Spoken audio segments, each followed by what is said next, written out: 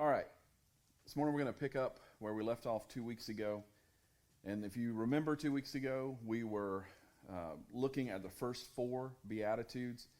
And I told you that they describe who's on that hillside that Jesus is preaching to. The crowds that were following Jesus, we're talking about the poor, we're talking about the sick, we're talking about the hurting, we're talking about the marginalized. They didn't bring anything impressive to the table. They only brought themselves. That's it.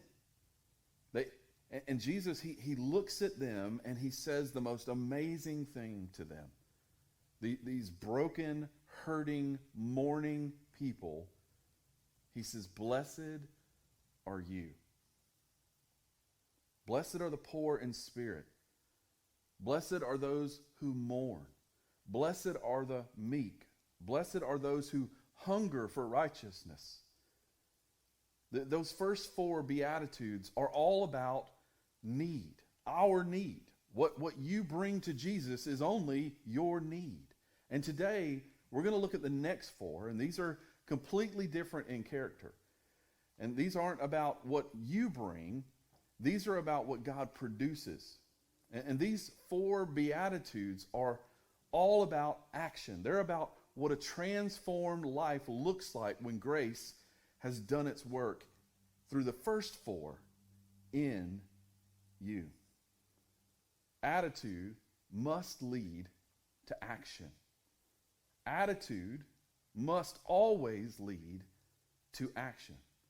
So you see, the second set is not a new standard, but just really the natural overflow of what God does in the first set. And here's the framework that I want you to keep in mind today. If you're taking notes, I think this will be key to understanding all 8 of the Beatitudes together. And I know some of you who have studied the Beatitudes, you might be thinking Dale's public education is kicking in here and he doesn't really know how to count because there's more than 8. But I promise if you give me some time, I'll explain to you why I'm saying 8 Beatitudes here. But here's the framework that I want to keep in mind this morning. And that is this. The poor in spirit become merciful. Those who mourn become pure in heart. The meek become peacemakers.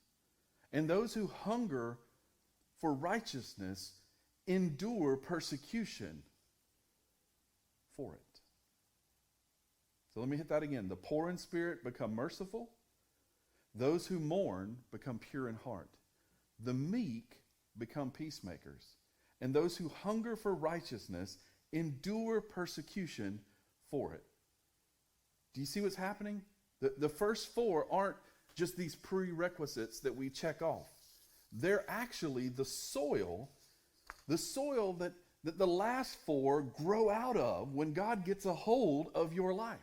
When you understand that all you bring to Jesus is your need, God takes that need and that soil of your life, and these four then grow out of that soil. And one more thing before we dive in, and this has been a few months ago, so I just want to jog your memory a little bit. When we started Matthew, I talked about how Matthew is writing a theological biography.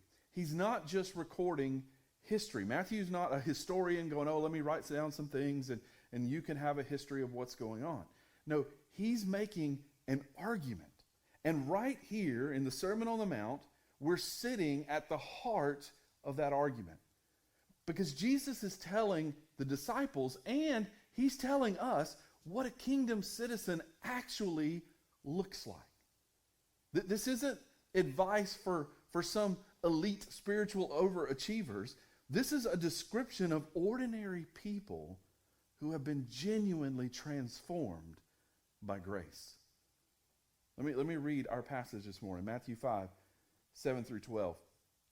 Blessed are the merciful, for they shall receive mercy. Blessed are the pure in heart, for they shall see God. Blessed are the peacemakers, for they shall be called sons of God. Blessed are those who are persecuted for righteousness' sake, for theirs is the kingdom of heaven.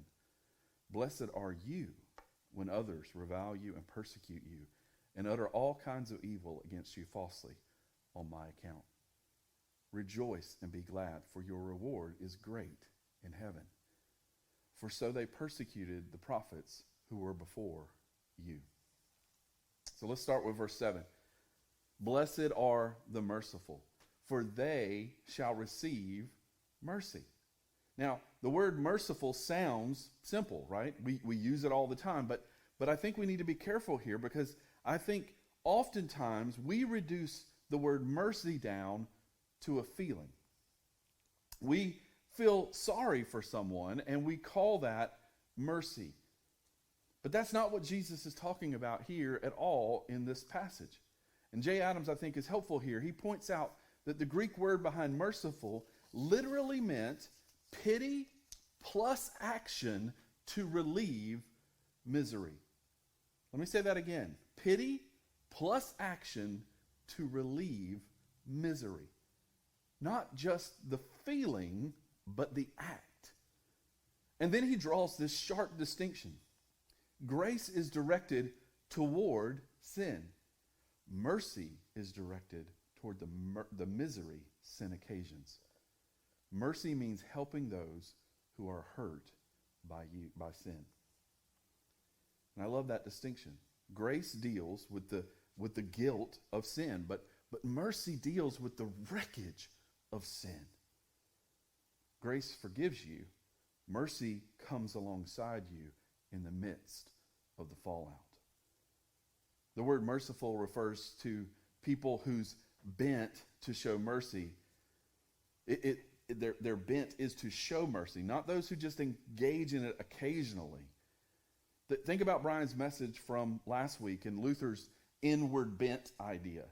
If you have an inward bent, you can't be merciful, right? And nowadays, what I see so many people doing is they're walking around with an inward bent, looking and staring into this black mirror and not paying attention to anything that's actually happening in the world. Not paying attention to anything that's happening in the room, because they're so busy staring into this black mirror, reflecting back into themselves. And guys, listen, when you have that kind of inward bent, you can't be merciful. It's not possible, because what he's talking about here is an outward bent, a lifestyle of looking out toward others and acting and bringing mercy to their situations. Because this isn't just a personality trait. Again, it's a posture. It's a bent. It's the direction your life is inclined toward. I think Bloomberg says this well. He says that mercy embraces the characteristics of being generous, forgiving others, having compassion for the suffering, and providing healing of every kind. And then he says something remarkable. In light of Exodus 34:6, mercy may actually be God's most fundamental attribute. Think about that. Mercy may be God's most fundamental attribute. And this thing that Jesus blesses in verse 7 is the most fundamental thing about our God, that he is merciful. So here's the question. Why does the poverty of the first beatitude produce the mercy of the fifth? Because when you recognize your spiritual poverty, you see the weakness and sin in others differently. You no longer condescend asking, what is wrong with him? How could she possibly do that? You know that you could do or have done the very same thing. Have you ever noticed that the most unmerciful people you've ever met are usually people who have no memory of their need? They don't remember how much God has saved them from. They don't remember the depth of their sinfulness. They've forgotten where they have come from spiritually. And so when someone else stumbles, they go straight to condemnation. Jesus even, in fact, told a story about this. It was the unmerciful servant in Matthew 18. The guy who had just been forgiven a debt he could never repay. and then immediately went out to this fellow friend, this fellow servant in prison, and threw him in prison for just a few dollars. The whole parable screams, you cannot withhold the mercy you yourself have desperately received. Paul Toggs wrote on counseling bitter people, and he put it this way. He says, the heart that has been forgiven much loves much. The heart that has been forgiven much loves much. When we forget God's grace, our hearts become proud. And we who have been forgiven much may act like one who believes he has been forgiven little. Do you see his diagnosis here of an unmerciful heart? It's not a meanness problem. It's a memory problem. You've forgotten what you cost God. You forgot that your salvation cost him his son's life. That cross that he bore for you, for me. When you forget that, it is so quick to become unmerciful. Now notice the promise. He says, they shall receive mercy.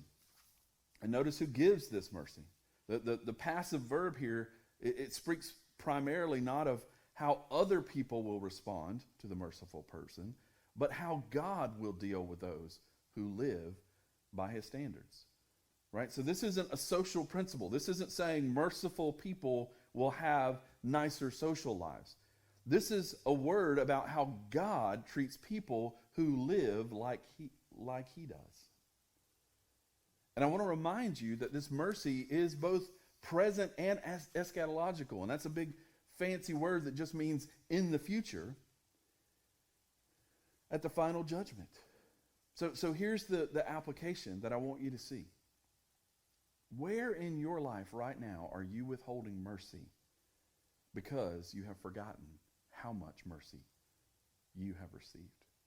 Where in your life right now are you withholding mercy because you've forgotten how much mercy you've received? Is there a person in your family maybe that you've written off? Is there a coworker that you've just condemned? Someone in this church maybe that you've decided doesn't deserve my patience anymore? The person who has truly stood at the foot of the cross and seen their own debt, they cannot hold another person's debt over their head. It just doesn't work that way, guys. And then look at verse 8. It says, blessed are the pure in heart, for they shall see God. Now this one is going to challenge you if the last one didn't, because I want to immediately kind of dispel what many of us first hear when we listen to that. When we hear pure of heart, we tend to hear it as this moral purity issue, like it's about sexual temptation or avoiding certain kinds of content. And yes, that's a part of it, but if you stop there, you've barely just scratched the surface of what's being said.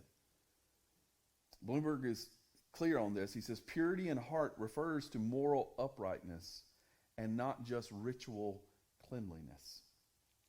And France draws us back to Psalm 24, where those who ascend the hill of the Lord are defined by truthfulness and an active seeking after God.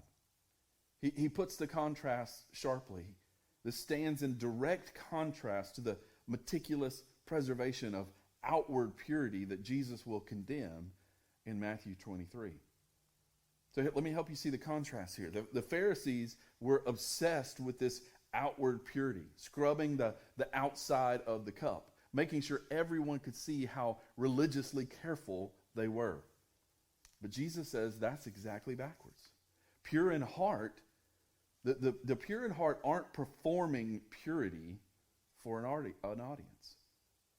They're pursuing God. Again, I think Adams is helpful here. He says purity of heart involves two things: cleanliness, which is free from pollution, and singleness, that which is free from impurities. Both are mentioned in James 4:8. Singleness, now that word, that cuts me, right? A pure heart is a singularly focused heart. It's not divided. It's not trying to serve two masters. And as Jesus will say in Matthew 6, that it's a heart that has one thing as its North Star. And here's how the second beatitude connects with the sixth. Remember those who mourned? The disciple who mourns over sin will desire to be pure in heart. If we recognize our own sins, both sinful deeds and sinful thoughts, and if we hate those sins, then we'll try to rip them out like some kind of noxious weed in our life. Mourning over sin is what creates a hunger for purity. People who don't hate their sin don't pursue purity with any real energy. But when you have genuinely grieved over what your sin has cost you and cost God, then you want it gone. You want it ripped out of your life. You want to pull it like all of the weeds in your yard. And the promise here is stunning. He says they will see God. Leon Moore says that a present tense dimension to this, that the pure in heart see God in a way that the impure never know.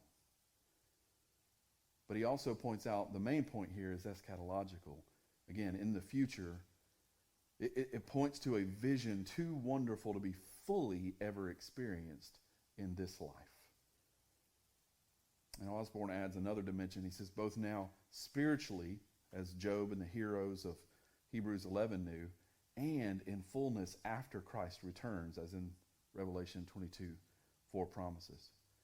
But here's what I want you to get this morning. If there's moral debris, if there's divided loyalty sitting in your heart, if you're trying to love God and serve another master at the same time, your spiritual vision gets cloudy. You literally see God less clearly. Purity isn't primarily about what you avoid. It's about a heart that is so fixed on one thing that there is no room for a rival. And then he goes on to verse 9. Blessed are the peacemakers, for they shall be called sons of God. Now, the first thing I want you to notice is what Jesus doesn't say.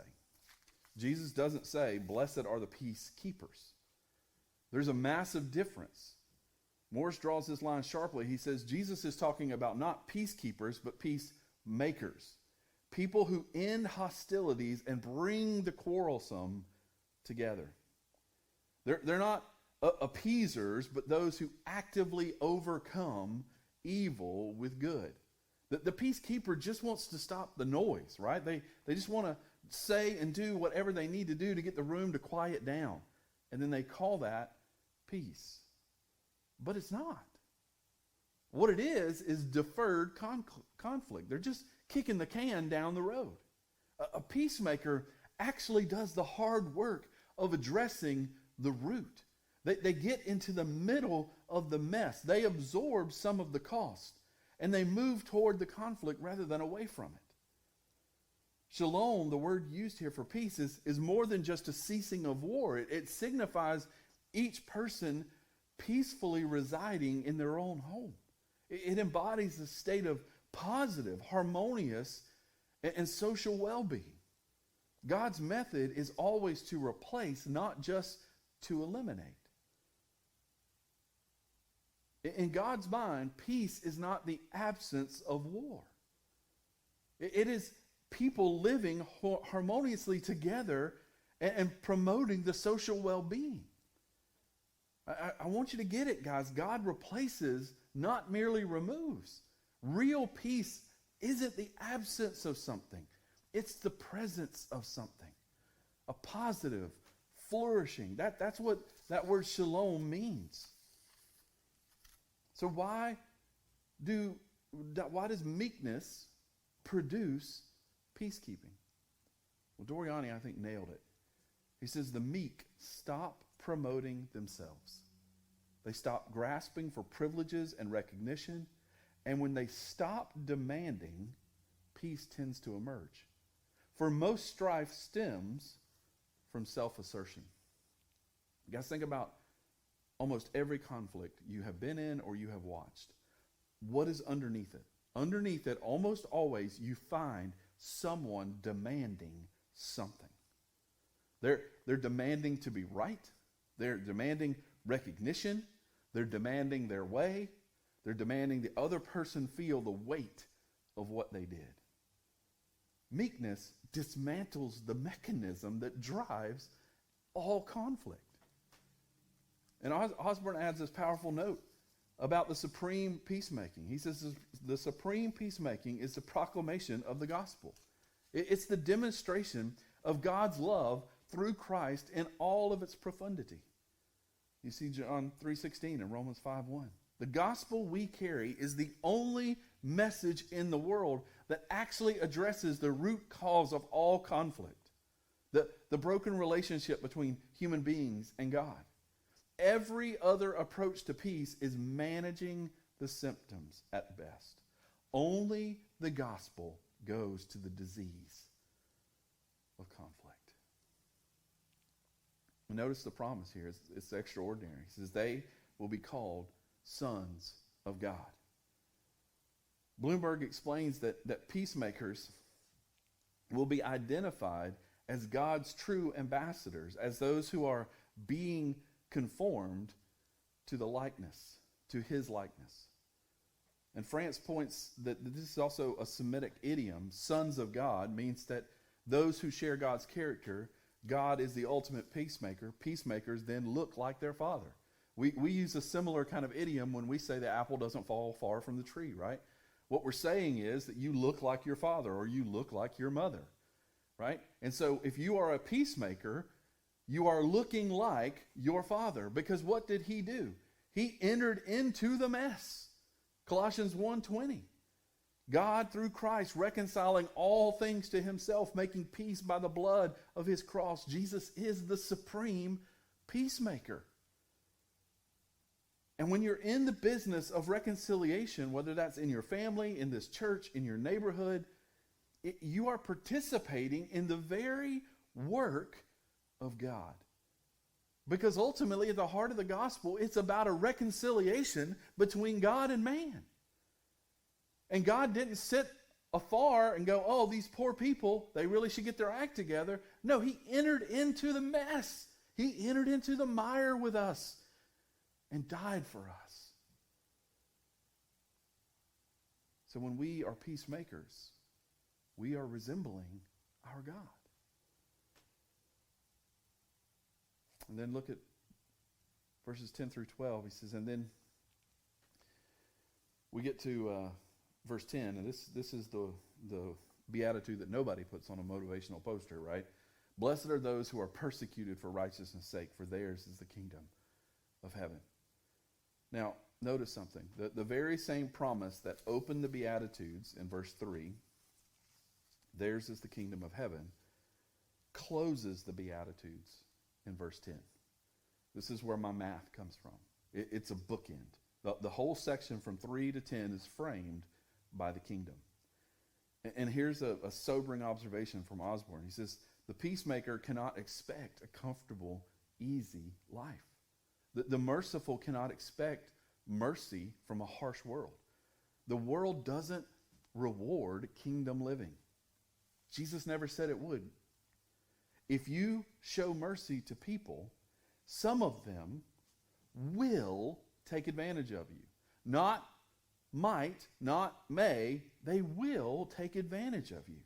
If you pursue purity in a culture that celebrates sex and division and lust, you'll be called a fanatic. If you work for reconciliation, some people will resent you. I enter into so many situations like this in marriage counseling, and I'm very thankful that the Lord has delivered and saved so many marriages. And I've got a front row seat to watch that happen. But there are also plenty of marriages that by the time they get to counseling have already reach the nuclear state, and there is nothing I can do or say to help them see their sin and change their mind. They've dug in. And when I start speaking the truth about what God desires for marriage and what that looks like, guess who they start resenting? Me. So don't just think because you're doing God's will and you're helping people and you're entering in and you're showing mercy, don't think there's not going to be collateral damage to you. Leon Morris explains what persecution means here. He says the word is mostly used of inflicting suffering on people who hold beliefs the establishment frowns upon.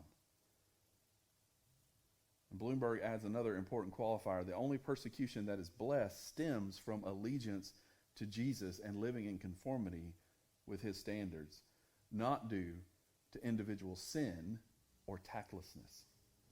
And guys, let me be honest with you. Not everything we experience as rejection is persecution for righteousness' sake. Sometimes it's just you being obnoxious. Sometimes you confused your preferences with the gospel. And Jesus blesses suffering for his sake, not suffering we bring on ourselves by being unpleasant people to be around. But now look at verse 11. Something changes. Jesus shifts from the third person, blessed are those, to second person, blessed are you. Keener points out that Jesus is now speaking directly to the disciples following him. The cause in verse 10 is righteousness. In verse 11, it's because of me. And he says they are the same thing. Following Jesus is the path of righteousness. They cannot be separated. Matthew switches verb tense here, grammatically envisioning the persecution almost as a single whole. This isn't so much about individual incidents. It's about the shape of a life lived for Jesus. In other words, the insults, the slander, the false accusations, Jesus is saying, this is normal if you follow me. This is what happens when a kingdom citizen lives in a world that has rejected the king. And then comes the line that ought to shock us, verse 12, rejoice and be glad. And Morris says, far from being despondent and depressed, Christians who find themselves in this situation, we are bidden to rejoice. And Bloomberg clarifies an important thing here about the nature of this joy. The joy commanded here, as elsewhere in Scripture, especially in James 1:2, it's not an emotion, it's an attitude. This is not Jesus telling you to feel good about being mistreated. That would just be weird. Jesus is calling you to a posture, an orientation, a way of seeing your suffering in light of something so much larger. And then he gives two reasons to rejoice. First, great is your reward in heaven. In other words, if you can wrap your mind around how long eternity is and how short your life is, maybe you get 60 years if you're lucky, or 100 years if you're really lucky, and you may not say you're that lucky at 100, right? But if you get that much time, what is that in comparison to eternity? James said it's but a vapor. And so when you think about your reward in heaven and eternity with God, this momentary suffering is nothing. Second, look at the company that you're in. The prophets were treated this way before you. That's the second reason. And again, for a Jewish audience, these are the people that they had revered. And Jesus is saying, when you suffer for righteousness, you're joining a long line of people like Isaiah and Jeremiah and the apostles who left the Sanhedrin rejoicing that they were counted worthy to suffer dishonor for the name. Stephen, Paul, the martyrs of the early church. You're in illustrious company when this happens to you. Now, some of you right now are in seasons where following Jesus has cost you something real. Maybe it was a relationship or a job, a reputation in your family. And if that's you this morning, I want you to hear Jesus' voice in verse 11. Blessed are you. Not, I'm sorry that happened to you. Blessed are you. Did you hear me? He's not saying, I'm sorry that happened to you. Instead, he's saying, blessed are you. Why? Because God has seen it. God has marked it, and the promises are great. I want you to think back to my stained glass metaphor I've been building through the last 2 weeks. And 2 weeks ago, we looked at the first 4 panes of glass. And this week, we've added 4 more. And when you step back and you look at the whole window, all 8 pieces together, who is the portrait? Well, Doriani makes the observation I think is one of the most beautiful things I've read about the Beatitudes. It says the Beatitudes are not only a description of the disciple, they are also a portrait of Jesus himself. The Beatitudes are not only a description of the disciple, but they are a portrait of Jesus himself. And let me show you what I mean. He was poor in spirit. John 1:14. He emptied himself and took on flesh. He mourned. John 11:35. He wept at the tomb of Lazarus. He wept over Jerusalem in Luke 19. He was meek. Matthew 11:19. I am gentle and lowly in heart. He hungered for righteousness. John 4:34. My food is to do the will of him who sent me. He was merciful. Matthew 9:36. When he saw the crowds, he had compassion on them. He was pure in heart. Hebrews 14:15. Tempted in every way, yet without sin. He was the supreme peacemaker. Colossians 1:20. Making peace by the blood of his cross. He was persecuted for righteousness' sake. 1 Peter 2:22-23. Who committed no sin, yet bore our sins in his body on the tree. Guys, the Beatitudes are not just a checklist of getting into the kingdom. They're a portrait of the king who earned the kingdom for you and for me. And here's the gospel. Here's what I need you to hear before you leave today.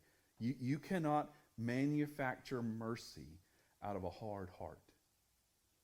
You can't manufacture mercy out of a hard heart. You can't produce purity out of a divided heart.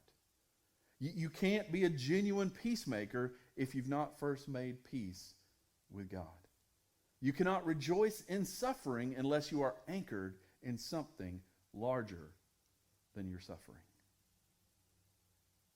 But the one who was all of these things for you, perfectly, completely, and without failure, can produce them in you this morning.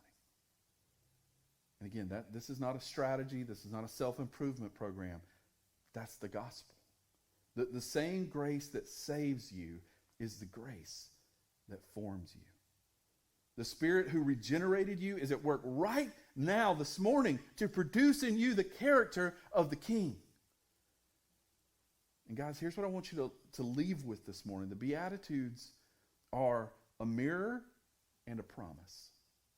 They show you what you're not, but they show you what God is growing you toward. And they show you Jesus, who is both the model and the source. Now, if you're not a Christian this morning, this is the King you need. Not a religion, not a self-improvement program. A King who was meek and merciful and pure and persecuted for you, so that you don't have to earn anything. You just receive it. And this morning, if you're a Christian, the question isn't, am I checking these things off? The question is the soil of my life such that these things can grow? Am I poor enough in spirit? Am I broken enough over sin? Have I surrendered enough control? Because when those first 4 are real in you, the last 4 will grow. It's not a promise. It's not a formula. It's a promise. Let's pray.